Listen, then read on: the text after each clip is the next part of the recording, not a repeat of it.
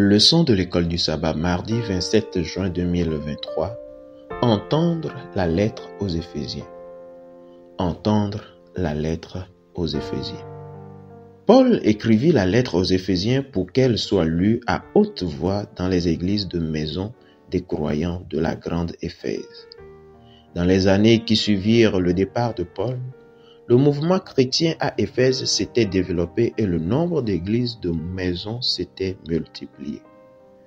Pour ces premiers croyants, cela aurait été un événement important d'avoir Tychik, le représentant personnel de l'apôtre fondateur Paul, parmi eux et de partager une lettre de lui.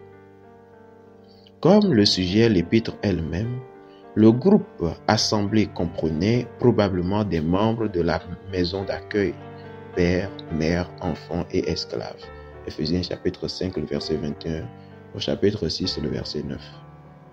À l'époque, un ménage était composé aussi d'autres personnes, des plébéiens, personnes libres qui dépendaient du propriétaire pour obtenir de l'aide, et même des clients. Donc, ceux-ci pouvaient aussi être présents ainsi que les membres d'autres ménages. En fonction des grandes lignes de la lettre ci-dessous, lisez toute l'épître, de préférence à haute voix. Il faudra environ 15 minutes pour le faire. Quels sont les thèmes qui résonnent dans la lettre dans son ensemble? 1. Salutation d'ouverture. Éphésiens chapitre 1, le verset 1 et 2. 2. Bénédiction introductive. Éphésiens chapitre 1, le verset 3 à 14. 3. Prière pour que les croyants reçoivent une sagesse centrée sur Christ. Éphésiens 1, le verset 15 à 23. 4. Autrefois mort spirituellement, maintenant exalté avec Christ. Éphésiens 2, le verset 1 à 10. 5. La création de l'Église par Christ à partir des Juifs et des gentils. Éphésiens 2, le verset 11 à 22. 6. Paul en tant que prédicateur de Christ aux païens. Éphésiens 3, le verset 1 à 13. 7. Prière pour que les croyants fassent l'expérience de l'amour de Christ. Éphésiens 3, le verset 14 à 21.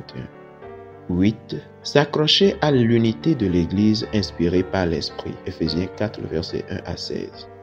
9. Vivre la nouvelle vie qui nourrit l'unité. Éphésiens 4, le verset 17 à 32. 10. Marcher dans l'amour, la lumière et la sagesse. Éphésiens 5, le verset 1 à 20. 11. Vivre en imitant Christ dans la maison chrétienne. Éphésiens 5, le verset 21, au chapitre 6, le verset 9. 12. Rester solidaire, l'Église en tant qu'armée de Dieu. Éphésiens 6, le verset 10 à 20. Et 13. Salutation de clôture. Éphésiens chapitre 6, le verset 21 à 24. Quel est le thème clé qui semble ressortir de cette lettre? Quel message vous adresse-t-il?